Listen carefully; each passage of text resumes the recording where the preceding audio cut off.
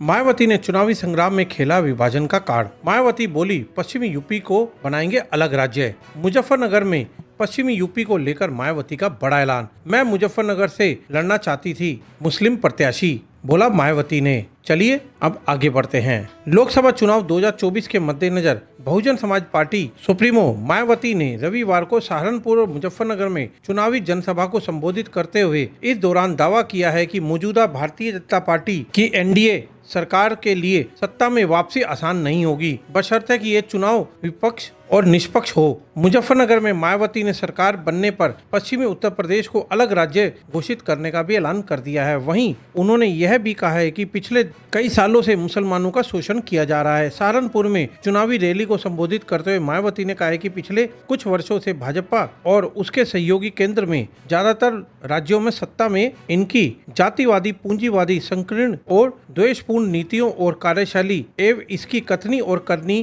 के अंतर के चलते इनके लिए केंद्र की सत्ता में लौटना तो आसान बिल्कुल भी नहीं होगा, बशर्त है कि यह चुनाव निष्पक्ष होने चाहिए। उन्होंने कहा है कि इन चुनावों में इनकी नाटकबाजी, जुमलेबाजी, गारंटी आदि काम नहीं करने वाली है, क्योंकि देश की जनता काफी हद तक समझ चुकी है कि लुभावने वादे और हवाबाजी गारंटी में उलट जमीनी स्तर पर 1/4 वादे भी पूरे नहीं किए जा रहे हैं। मायावती ने सभा में जनता से कहा है कि बसपा किसी भी पार्टी से गठबंधन की बजाय अपने दम पर चुनाव लड़ रही है। उनकी पार्टी ने जहां तक पार्टी वितरण यानी कि टिकट वितरण का संबंध है, समाज के सभी तबकों को उचित भागीदारी दी है। और कांग्रेस पर हमला करते हुए कहा है कि मायावती ने बोला कि कांग्रेस का गरीबी हटाओ का नारा सही नियत या नीति के अभाव में केवल चुनावी नारा बनकर ही रह गया है और वह विफल रहा है। अब बहुजनों का भी यही बुरा हाल भाजपा सरकार में हो रहा है, क्योंकि आसमान छूती महंगाई, गरीबी, बेरोजगारी और पिछड़ापन का अभिशाप लोगों के लिए जीवन में